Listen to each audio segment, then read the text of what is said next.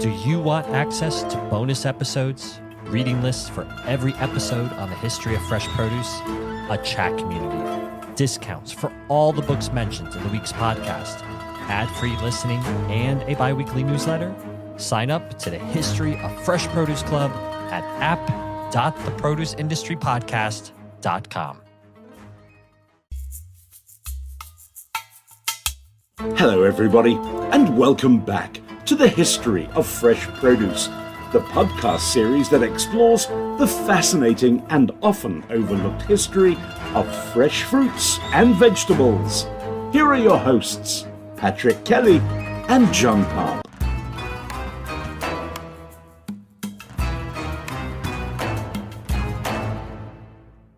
Hello, everybody. Welcome back to the History of Fresh Produce. As you see, or if you are watching, or maybe you can hear some of the noise in the background, we are not in our regular spot today. We are actually at Tanaka Farms in Irvine, California, Patrick. And we're here together. Yes. It's cold for California. I can see my breath in the sky, which is just bizarre. I did not expect You brought the weather from New York weather. Yes, you did. Yes, but you know what? I'm not going to complain. I love this weather. I like having a light jacket on.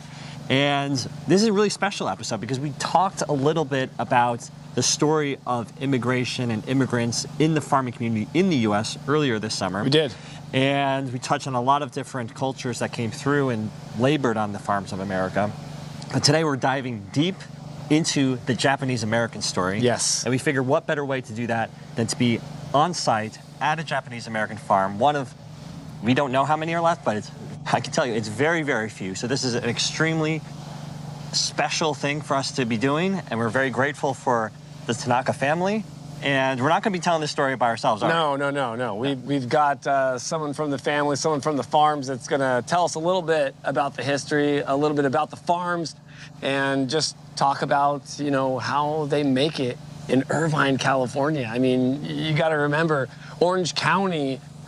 Just if you hear the words Orange County, you can think about what was here in the early days, from strawberries to oranges and more.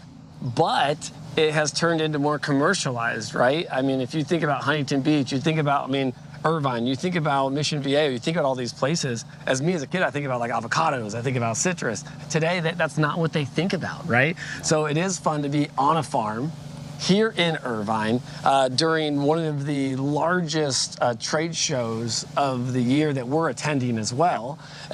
So what I love the most about this, and if you're a HFP listener, HFP club member, we're doing this one because it's so fun for us, but we want you to understand too where your produce is coming from still to this day, right? Yes, that the history still lives on here. It is, right? And how important it is to preserve it and tell that story.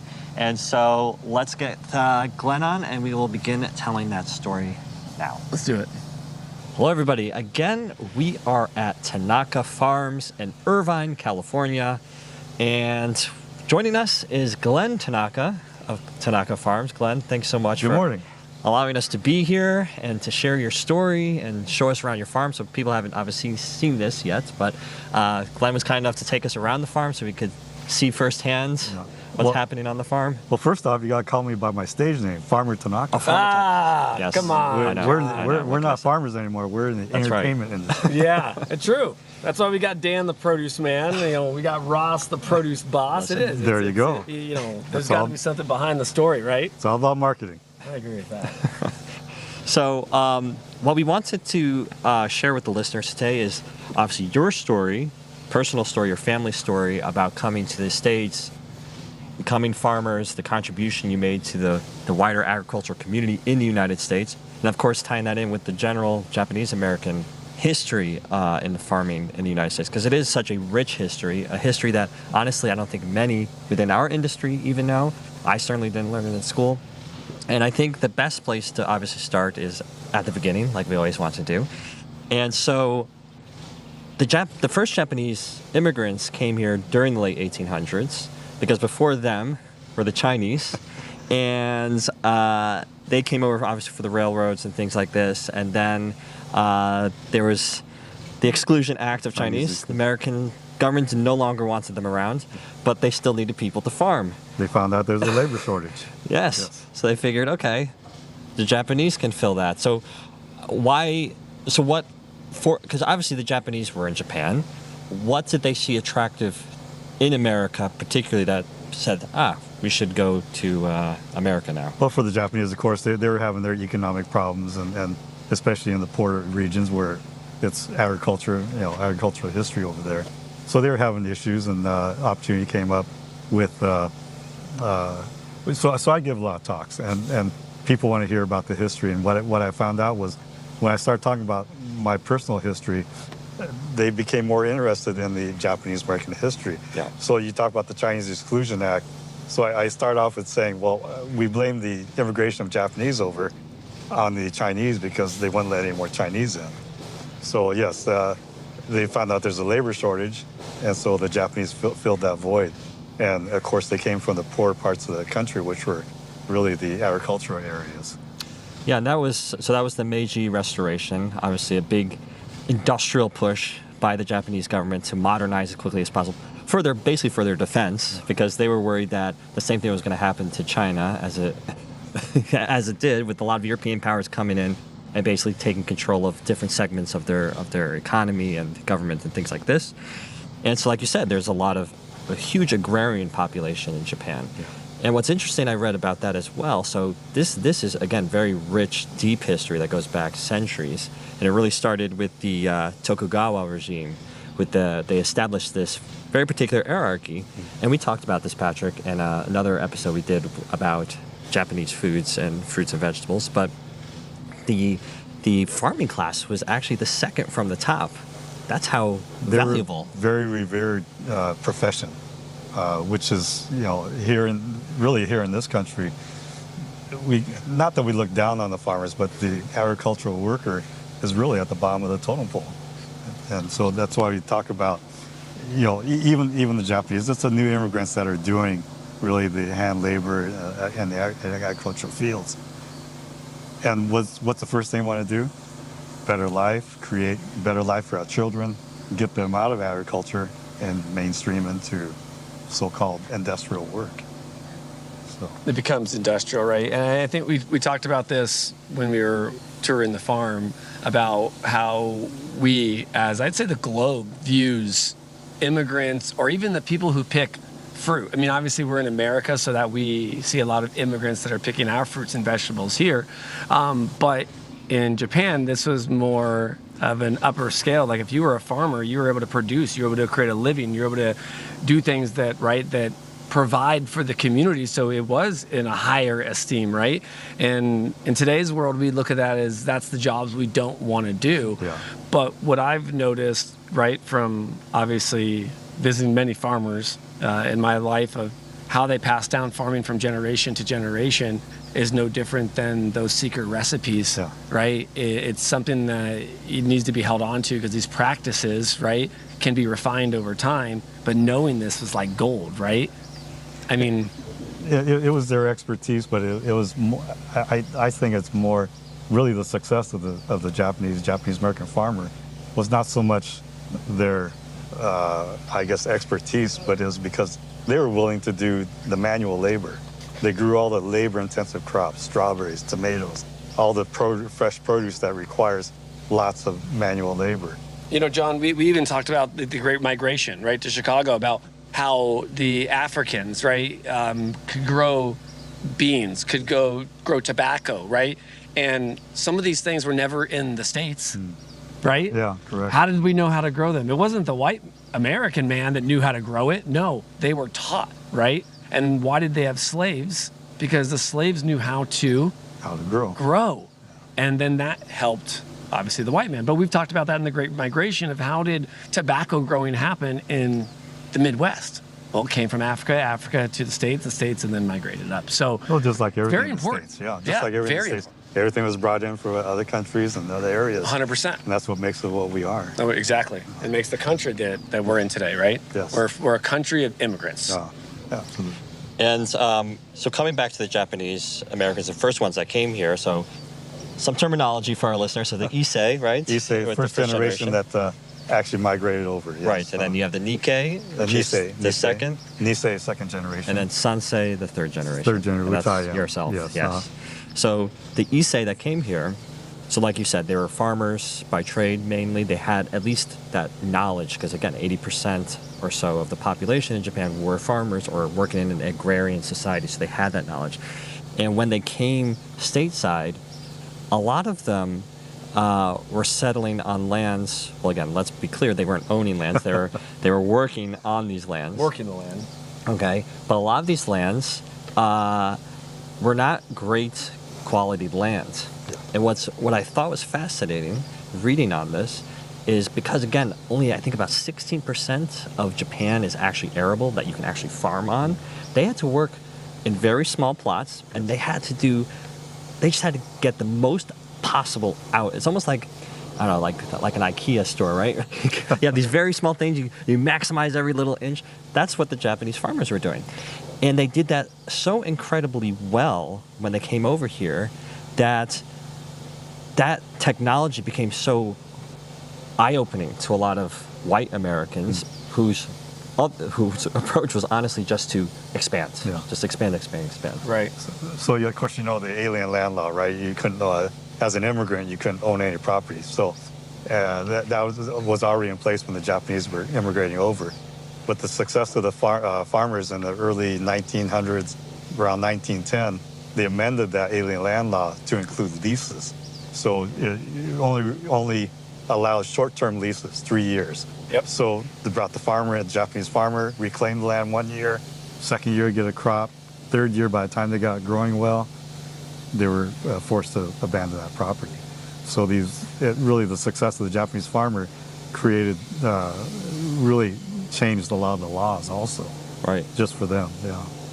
Yeah, and I thought there was an interesting quote here. I thought that about these practices that was observed by a pretty esteemed scholar of American agriculture at the beginning of the 20th century, well, mid-20th century. But he basically said that Issei farmers in California excel because of their past experience of having perfected techniques for extracting the greatest possible sustenance from the smallest piece of land in Japan, where farming was held in greater esteem than in the United States. Mm-hmm. So again, it's basically what we're just describing here, how they were extremely efficient and knowledgeable at what they were doing. On small pieces, on very small pieces. Yeah. And not only small pieces of land, but pieces of land that seemed lost or dead or waste.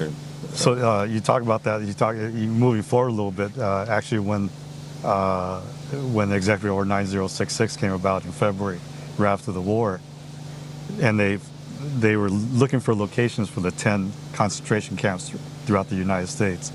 They were picked not only just because of their desolate location, but they were picking these locations thinking that they're going to be arable. They close to water sources where they could dig canals and create. So once the Japanese moved into these concentration camps, I believe the number is around between 30 and 70,000 acres was being farmed afterwards. And some of those locations are still being farmed today. Many have gone by the wayside, but that was one of the reasonings for picking these locations, was for its arability. Yeah. Well, coming back, we're going to talk more about those internment camps and concentration camps.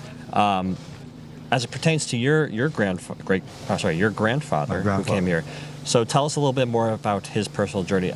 Was he also of a farming background? Did he experience kind of the things that we've been describing? So my grandfather on my father's side came from Hiroshima, Japan. Immigrated in the early 1900s, not exactly sure exactly when. And I think he brought his wife along with him. And he was a tenant, really a farm hand working on farms. My father was born in Central California, up in Dinuba.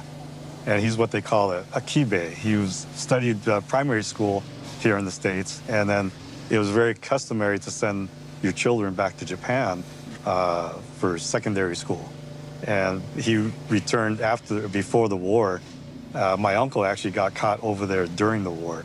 So my father returned before the war and began farming with my grandfather. I'd say that was around 1940.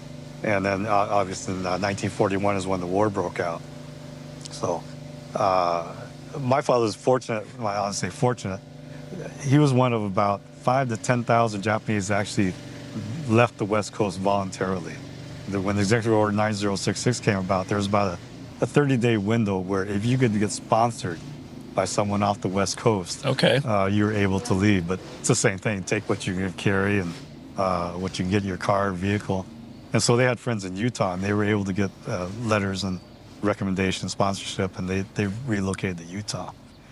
My mother, she was actually born and raised in Utah, so they weren't part of that Exclusion Act. But really getting these stories out of my parents was really difficult. My mother, she was always bitter about the racism and this and that. So even though they weren't in camp, they faced. Sometimes they thought maybe it's better being in camp than outside. Then outside of camp. Yeah. Right. That makes sense. There was actually a group of about 100, 130 people, 30 families, that actually relocated to Keatley, Utah, just for this reason. Fred Wada, I believe his name was a broker, and he got these farmers together and talked to the governor of Utah and says, "Hey, I got these Japanese they're good citizens, they're really good people, and we want to come to Utah and farm and supply the United States Army, supply the country with fresh produce," and they were able to do that. That's cool. They actually contacted a Japantown in Utah, and the Japantown says, "No, don't come. The racism and this and that you're going to face, and you're better off being in camp." But Fred Wada, he persisted and talked to the governor of Utah, and they settled on that. Now, that was 1942. 42, right after the war. Okay, so if we back up to around 1909 to 1930s, though, roughly, the Japanese workforce, the agricultural workforce, was between 39 and 75,000 or so, and now we're jumping after in the midst of the war, we're jumping over to Utah. There's probably some differences in probably the growth of that.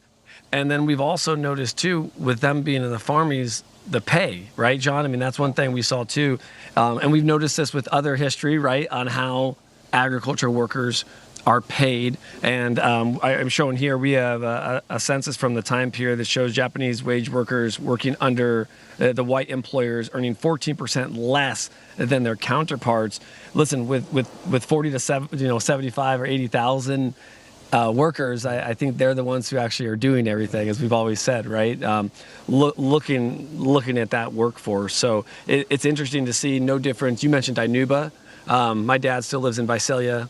My kids were born in Visalia, so I know that Dinuba area very well, also being in Citrus. But we also know that there's a lot of the Asian population. We have the Hmongs that migrated into Fresno.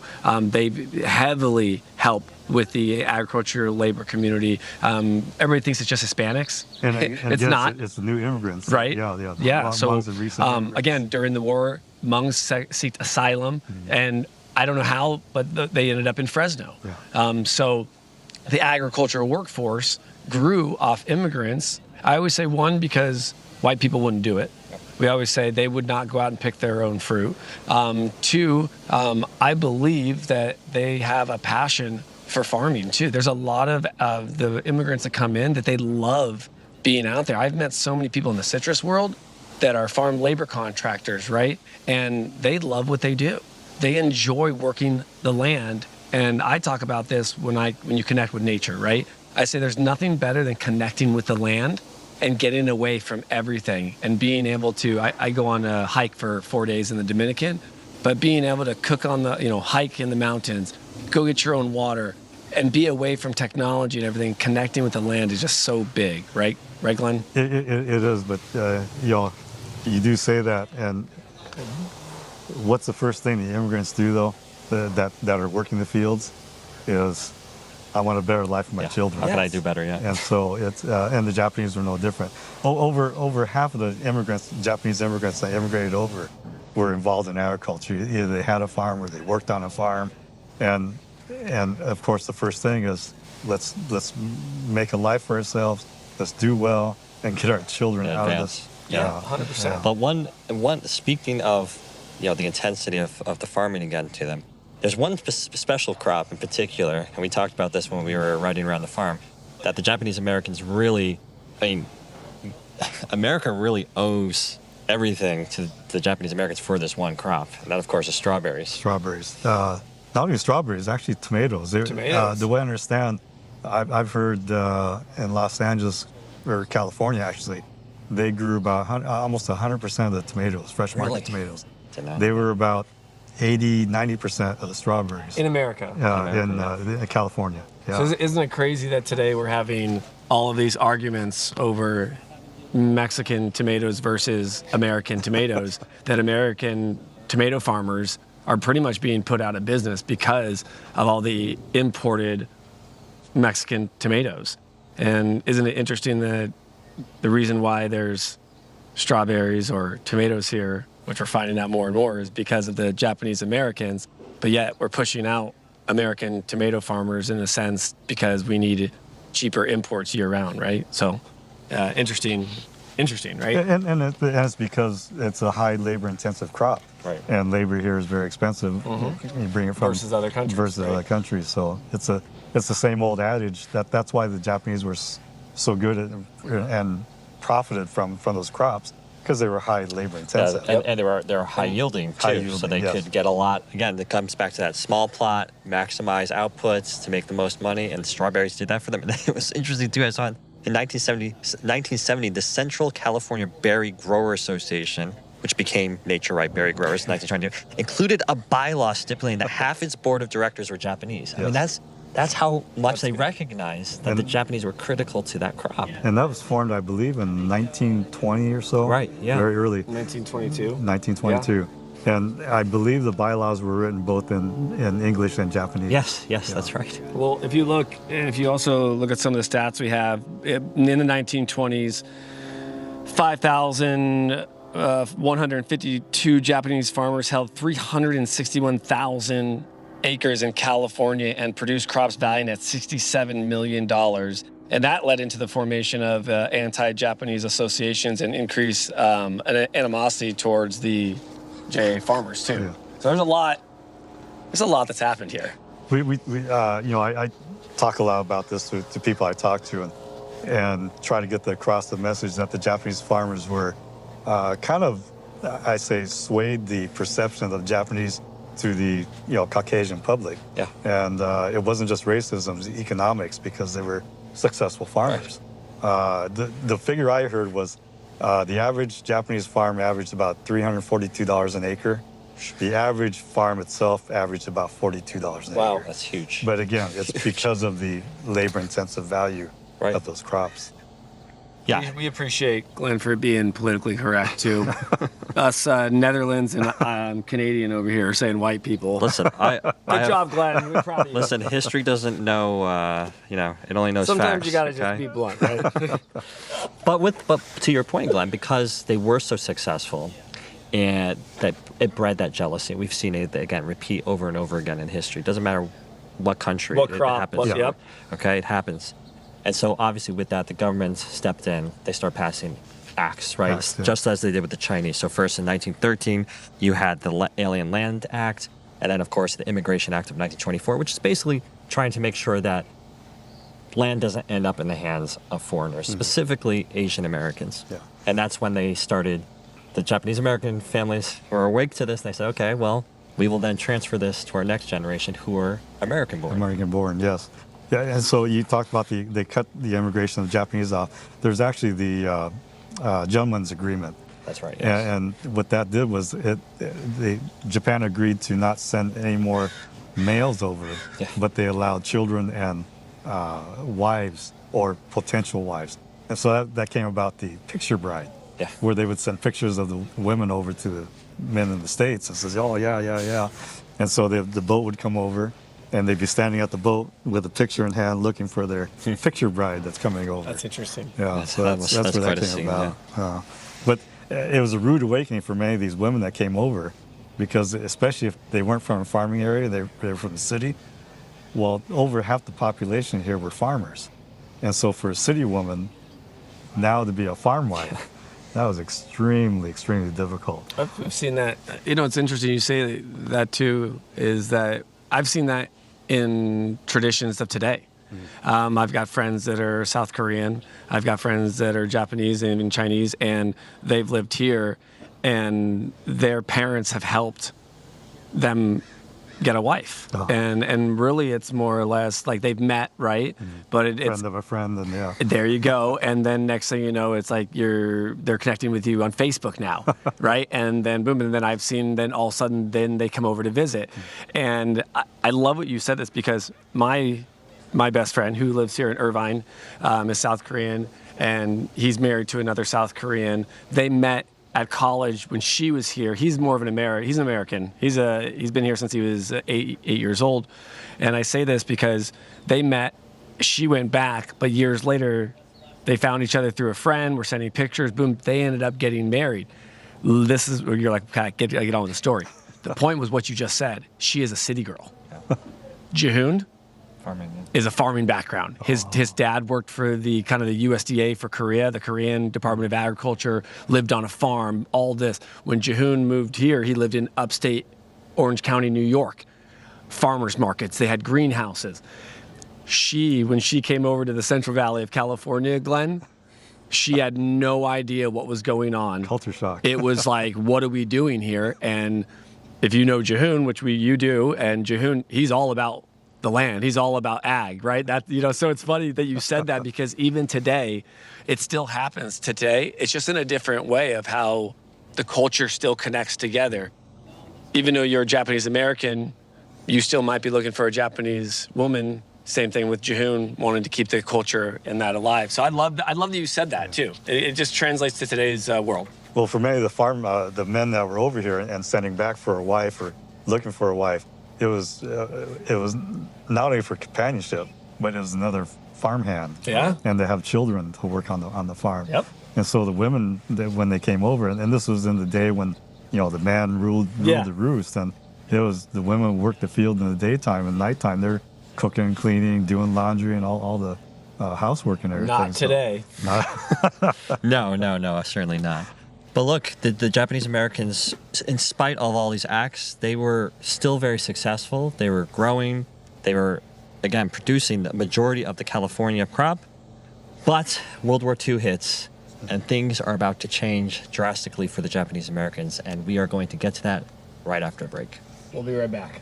This episode of the History of Fresh Produce is brought to you in part by Cornell University. Patrick, what an amazing institution in an amazing state, if I may say so. Absolutely. The brightest minds in food are developing new ways to improve food supply chain efficiencies, marketing strategies to increase consumption, and so much more. I mean, John, we've seen it time and time again. The university produces the future leaders of the produce industry. That's right. And it's really no surprise given their world-renowned faculty. Did you know these programs are not just for college students? Really? They're executive development programs like the one with the International Fresh Produce Association help career professionals level up their skills. For sure. And let's not forget about the impressive research being performed at Cornell. Exactly right. So if you are looking for the next step in your professional career, visit Cornell University's Food Industry Management program at dyson.cornell.edu/outreach/FIMP.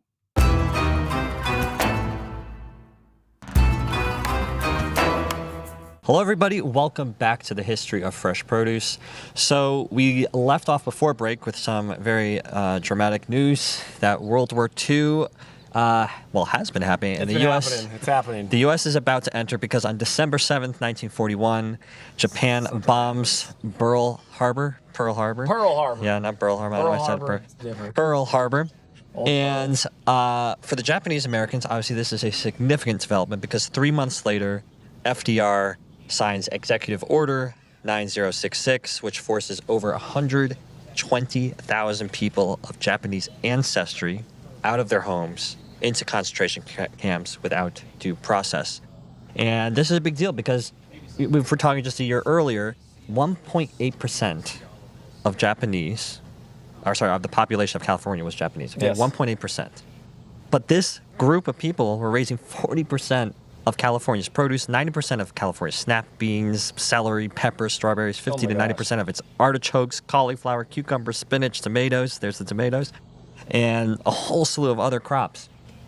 And so, Glenn, I know that a lot of you mentioned that your immediate family was fortunate to escape this horrible event.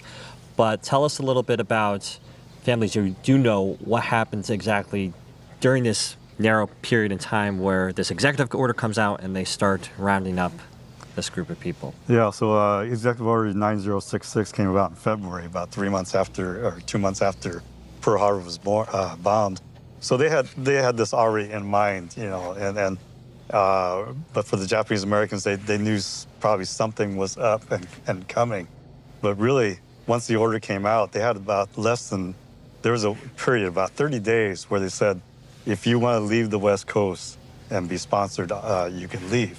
Which there were, the way I understand, about 5,000 to 10,000 Japanese that actually voluntarily left the West Coast. And fortunately, my father and his family were part of that 10,000 group that left. That's good. But it's still the same thing. You have 30 days to make arrangements and discard of things, or have people. They had no idea how long they were going to be incarcerated for, or be gone off the West Coast. So, who do you leave things with? So do you sell or just leave behind? So difficult decisions were being made. At least they were fortunate where they had a car or a truck and they could take more things. But can you imagine for the general 120,000 that were incarcerated, take only what you can carry. Now, if you're a farmer, you have tractors and trucks and equipment and horses. And so what do you do? What do you get rid of? Or who do you leave? So many people left their equipment in the hands of others, hoping it will be there when they get back. Many sold what they could, that pennies on the dollar. Can you imagine if you were buying property? Well, how are you going to pay the mortgage on that property? So do you sell it, or do you hope someone takes it over? So, and again, less than 30 days or 40 days to do all this. Just a nightmare. There's obviously an economic facet to all of this too. At least a lot of historians have kind of made that suggestion that they knew, the U.S. government knew how valuable, and especially the white landowners knew how valuable this land was. You touched on this earlier, the disparity between land value between a Japanese American-owned farmland versus a white American farmland. Yeah. And so certainly there was an element of that to incentivize the government to strip the lands off of these. There was over 7,000 farms on the West Coast that were taken from the Japanese farmers. And 7,000 farms and average farm, I don't know, 10, 20, 30 acres. So that's a lot of acreage that was being dealt with as how to change hands. And who's going to take it over?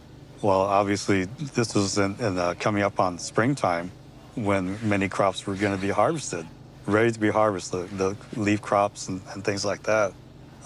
So they were taken over by conglomerates and big corporations. And it was really a difficult decision on what do I do with my property? Yeah.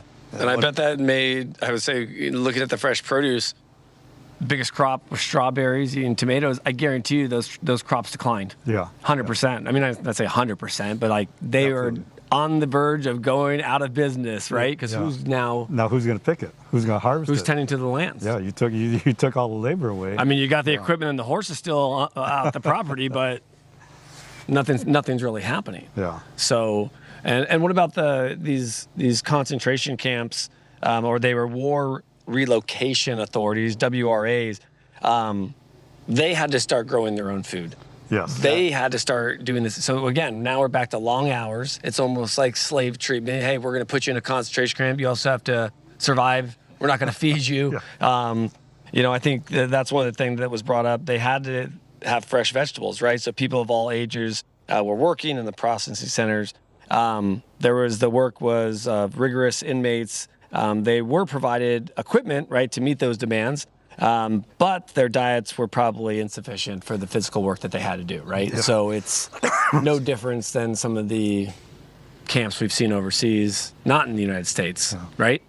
Correct. And I mentioned earlier, these 10 camps located out in the States were picked for their desolate location, but also for the possible arability. Once the Japanese were moved into these camps, roughly 70,000 acres was being cultivated by the Japanese farmers. And they wound up feeding, I believe, supplying 70-80% of their own nutritional needs. Wow. Well, I was going to say too, John, if you look, I mean, now some of the incarcerated Japanese Americans or detainees, as what they call them today, they're just detainees. We can't call them prisoners, everyone. But we had over 33,000 individuals were able to get kind of released on a temporary farm work program in around 1942 to 1944. Kind of like seasonal programs, many of those being the sugar beet industry, because the U.S. ended up coming into labor shortages. Yes. So once again, we need the help of the immigrants, in this case, the Japanese American farmers. And of course, they were taking advantage of labor of course. wages-wise. Probably pennies on the dollar. Yes, I always relate those back to the mines, right? Yeah. You get paid in mine dollars, mine cash, Yeah. So there's no difference when you pay a wage so low. You might as well just let them shop at the store that you own, right? Yeah. Everything's got to, because at that point they can't afford anything else. Yeah. I want to make one thing clear, kind of. We talk about the Japanese American history and like this, and it's not that we're so unique or different or anything like that. Every ethnic group, every immigrant group really has their painful story, you know? And this is ours. And so it's not about living in the past, but it's about remembering it so that we don't make the same mistakes. repeat them. Well, we talk about that in produce all the time, is telling our story. Yeah. We as farmers, growers, packers, shippers, we're all immigrants. This country started on immigrants. No difference than the company that John works for. They're immigrants that import produce, which is a huge deal to our economy, right? And I think that we don't tell our story because sometimes we're not that afraid, but it's like we don't want to talk about what's happened, or we don't want to talk about the past. I love that you said that. It's not even about repeating history. It's that we want to know what the history was. Where did our food come from? What did these people contribute to society, right? Because we all, in a way, today have to contribute to society, right? Yeah. So I do. I love that. I love that you're saying that as well, because I said niche. Did you notice me say that? Because I believe, and my dad is a Canadian immigrant, my grandmother, Canadian, and they're still Canadian. Okay, my grandmother's passed, but my dad is still a Canadian citizen. He is a permanent resident, but still to this day, he has had to carve out his way of living and surviving in fresh produce, right? And we tell that story. Sometimes Dad doesn't like to tell that story.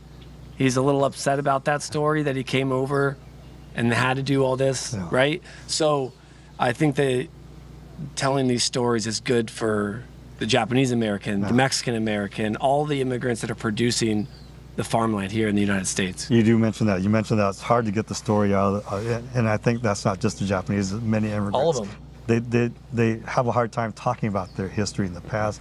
And for the Japanese, it was embarrassment. Yeah. They were embarrassed being incarcerated. They were embarrassed that they thought they weren't good American citizens, that they had to be put in these camps. So it was very shameful for them during that time. Yeah. So we got a little bit of a glimpse of what's happening in these camps, which is obviously, just a snippet of the full story there. But coming out of these concentration camps was a whole other experience in and of itself, and it didn't get much better. Yeah. A lot of these Japanese American farmers came back. You were describing how a lot of them had to rush out, had to figure out what they were going to do with the land. Some of them took a chance and gave it to a neighbor to look after. Some sold what they could. Some just, I suppose, just left and hoped and prayed it would still be there. But it was quite a terrifying thing that they came back to overall. Yeah. I mean, there's some good stories, right, where they left in the hands of a foreman or a neighbor, and the neighbor actually ran the farm and made the mortgage payments and took care of it. But there were many more that they came back to pilfered, equipment and nothing left, or property was sold and nothing went back to the owner. So I was going to say the horses weren't there when they returned. The horses were gone when they returned. Yeah. But also, of those farmers that were incarcerated, of the 7,000 farms that were taken, I hear stories of maybe 25-30% returning, a very small percentage. And one of the reasons is by 1940, let's say the Issei's, they were probably in their 60s, right, 70s, and to start over again was just a daunting task. For one, trying to return home and where you're not wanted still, and to find nothing left of your business. They didn't want to start over, so many did not return to farming. And the next generation, the Nisei, they wanted to find a better life. So it was very sad because many farms did not return. Yeah, in just a matter of 4 years, completely upended a huge industry and a huge community of farmers that really made as we were painting earlier, the contribution they were making to the agricultural community. I mean, some numbers that people talk about today is up to $4 billion worth in losses total for all the Japanese American farmers that lost their property and their land and all these different things. I mean, it's a huge amount. Yeah. Like you said, there were some small, stories of kindness that were there, like you described, some neighbors looking out for their property and taking care of it. There was Driscoll's invited some of the prisoners to become sharecroppers in the company, but again, these were far more rare. Yeah, very rare, very rare. And honestly, this environment kind of carried like a dark cloud, like you were just saying. A lot of them had to give up farming altogether, move to different, because a lot of them didn't even go back to California. They stayed in the camps where they were, in that general vicinity, so the Midwest or the South or whatever it is. And it, that aura and that feeling hung with these families for decades. And it really wasn't only until 1988, I think it was, right? 1988, I think, where Reagan kind of, 1988, the Civil Liberties Act, right? That it was only until then where there was some level of admission to injustice and what was done to the Japanese American people. It was one of the very few times when the government apologized for a mistake. And that was also Reagan, the way I understand, was really not going to sign this bill, but there was a Japanese farmer here in Fountain Valley that the Masudas, and he had come previously during the war, I believe, and awarded one of the sons a Medal of Honor. And when Reagan was about to sign this bill, or he wasn't going to sign it, he was actually contacted by this Masuda woman and reminded him that you came. And she was instrumental in persuading him.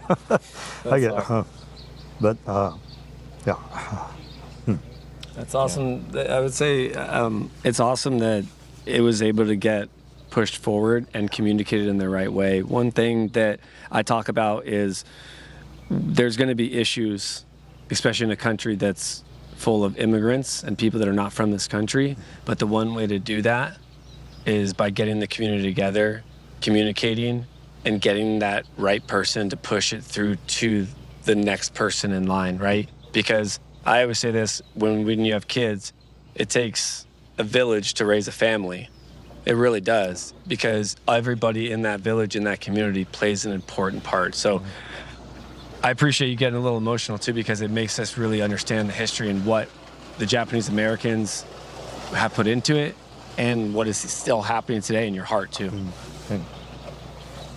And for you, Glenn, I mean, obviously this is a period within our story where you were born and expanding your farm. Tell us a little bit about your journey from at this point and, your family's farm and growing it up until kind of this period that we are in today. Yeah, so again, my father relocated to Utah, and that's where he met my mother during the war. They got married right after the war. My older sister born in Utah, and then sometime in probably 1950 or so, they came to Orange County. And my middle sister born here, I was born here in 57, grew up on the farm. My dad was growing strawberries and tomatoes, the two main crops that were very popular with the Japanese. And holidays, weekends, I was always on the farm.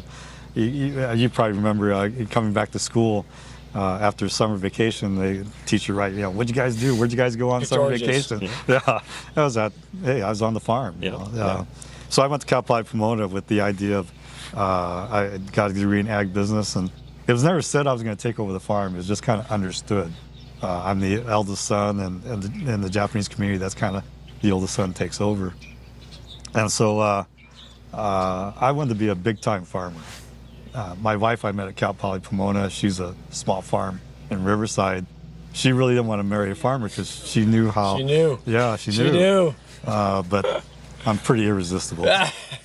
We know. Got married at 21, but I thought I got married young because I knew what I wanted to do. Yeah. So it was expand, and what I tell people, it took me about 8 years to screw things up.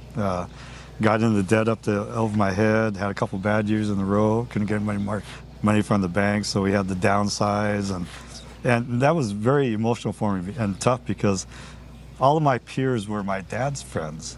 We'd go to a coffee shop every morning and be all these guys that are 20, 30 years my senior, because all the third generation like myself, they got out of the business. They didn't want to be farmers. It was too tough. It was a lot of work, and so doctors, lawyers, or professional businesses.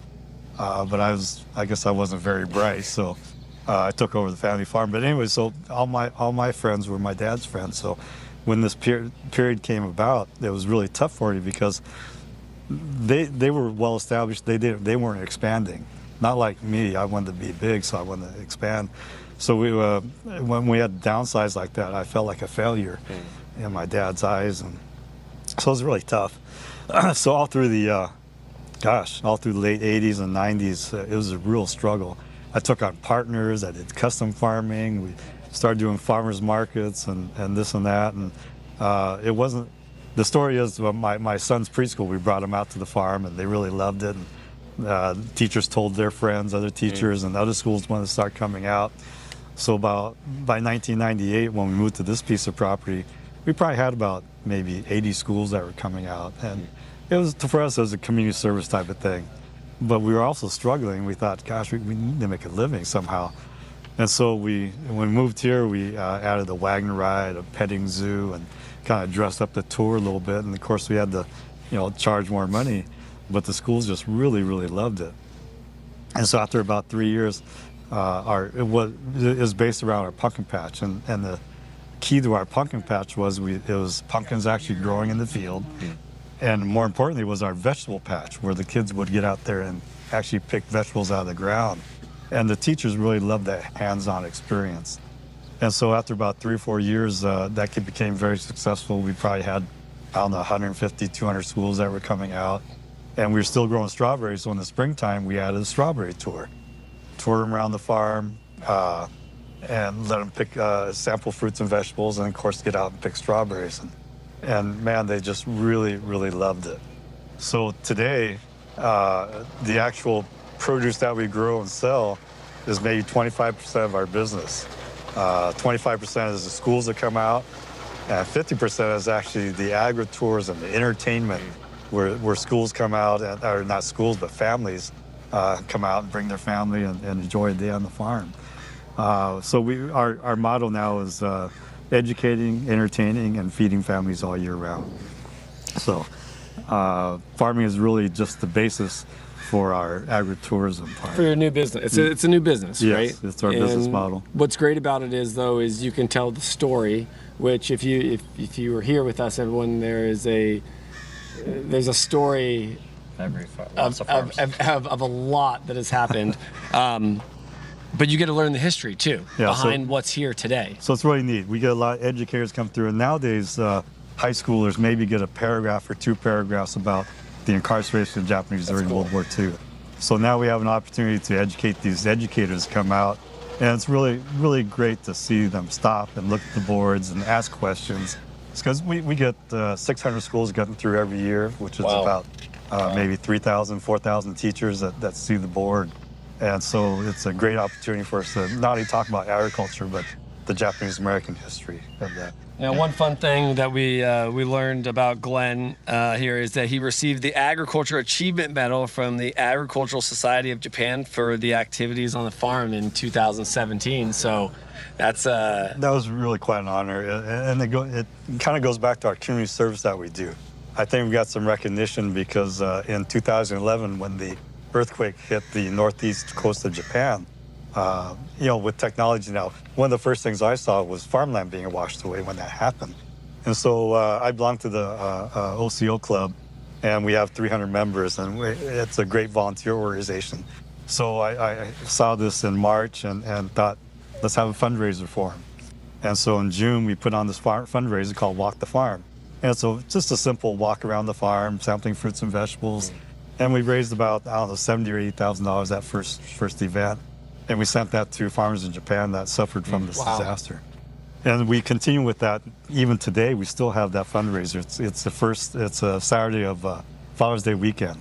And we still have it today. And we've raised and sent over $1 million to help farmers in Japan. That's awesome. And not only them, but to other farms that suffer from natural disasters. Because there's always a new disaster coming up, every month. Yeah, it's not getting easier.